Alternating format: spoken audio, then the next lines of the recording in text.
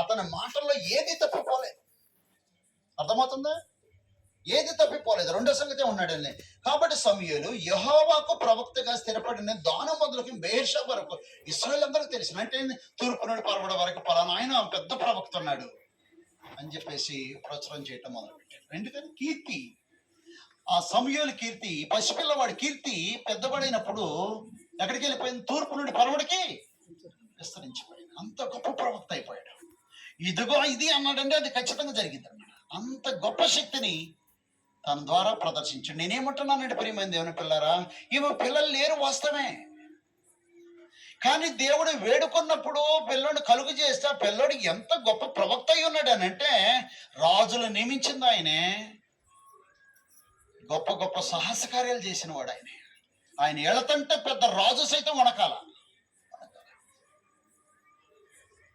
అంత గొప్ప దైవజనుడు ఆయన.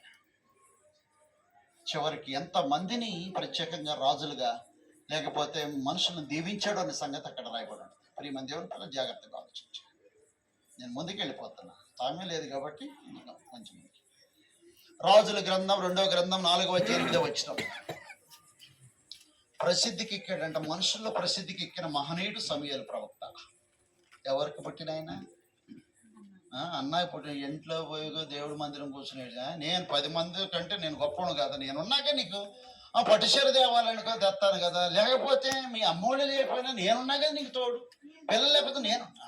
ఎంత బొజ్జగించినా ఎవరు కావాలి? పిల్లలు కావాలి. అది సమాజం. నీకెంత సంపాదన ఉన్నా కూడా అబ్రహాం అన్నాడు ఆ మాట, నువ్వు ఎంత నాకు ఇచ్చినానేమి, నేను సంతానం లేనివాడి. సంతానం యొక్క గొప్పతనం ఒక విశేషమైనది. నీకు దేవుడు సంతానం అనుగ్రహించాడు అనుకో, నువ్వు తీసిపడేయకూడదు. ఆ సంతానం బహు విలువైంది. నీ బిడ్డలు దైవ నియమంలో పెంచాలి. బిడ్డల్ని నువ్వు దైవ నియమంలో ఉన్నావు, నీ పిల్లలు పోయి కళ్ళు కొంతల దగ్గర ఉన్నాడు. నువ్వు దైవ నియమంలో భక్తి చేస్తున్నావు, పిల్లలు పోయి వ్యభిచారం చేస్తున్నావు. నువ్వు లోక సంబంధం దొంగతనం చేస్తున్నాడు, దుర్మార్గం బతుకుతున్నాడు. ఏం జరుగుతుంది? కుటుంబమునికి దెబ్బతింటుంది.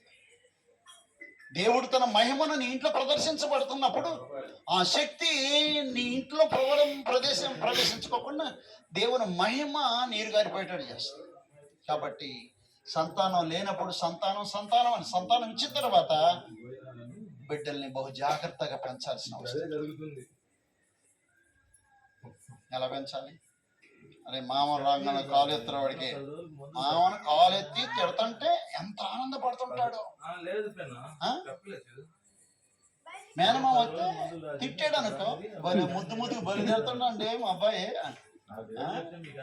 తిడతాం గొప్ప సంగత, మామని తిడతాం గొప్ప సంగతి. అరే నువ్వు మామయ్య వచ్చాడు నమస్కారం చేయి, పోయి ఒక గ్లాసులు మంచిని తీసుకురా, ఎందుకు మామయ్య వచ్చాడు కుర్చీ, నేను లేకపోయినా వస్తే గౌరవించు. ఇది పరిస్థితి చిన్నప్పటి నుంచి నేర్పామనుకో, వాడు క్రమమైన రూపంలో ఉంటాడు అనమాట. దారిన పోతున్న మామయ్యకి నమస్కారం చేస్తాడు, మామయ్య నమస్కారం. ఏమో వస్తుంది, దేవుని మహిమ నీ బిడ్డల ద్వారా నీ ఇంటికి వచ్చి ఆశీర్వాదము కొమ్మరించబడతా ఉంటుంది. ప్రత్యేకంగా జాగ్రత్తగా ఆలోచించాలి. బిడ్డలు లేనప్పుడు బిడ్డలు ఉన్న తర్వాత ఇంటి పరిస్థితి పట్టు పెట్టుకుంటా, నువ్వు వదిలేస్తావు పిల్లల్ని. వాడు వయసులో వయసు వచ్చాక వాడు పెరుగుతాడు, వయసు వచ్చాక వాడు తెలుసుకుంటాడు, వయసు వచ్చాక వాడు తెలుసుకోడు, వయసు వచ్చాక నిన్ను వదిలిపెడతాడు, నీ మాటను వదిలిపెడతాడు. కాబట్టి జాగ్రత్త.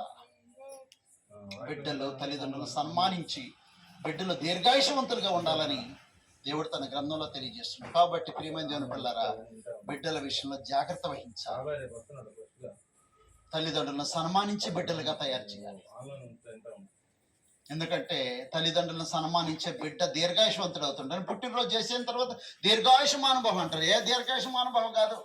నువ్వు బర్త్డే చేస్తే దీర్ఘాయుషవంతుడు అవడవు. నేనేమంటున్నాను, తల్లిదండ్రులు సన్మానించిన వాడే దీర్ఘాయుషవంతుడు అవుతాడు. సమాజంలో ఎదుటివాడిని సన్మానించిన వాడే దీర్ఘాయుషవంతుడు అవుతాడు. గ్రంథం ఇచ్చిన నిర్వచనం అది. నేనన్న మాట కోసమా ఎఫెసీయులకు రాసిన పత్రిక 6వ అధ్యాయము 1వ వచనం ఆ మాట వాడాడు. చూడండి, ఏమన్నా ఎఫెసీయులకు రాసిన పత్రిక 6వ అధ్యాయం 1వ వచనం. పిల్లలారా, ప్రభువునందు మీ తల్లిదండ్రులకు విధేయులై ఉండండి, ఇది ధర్మమే.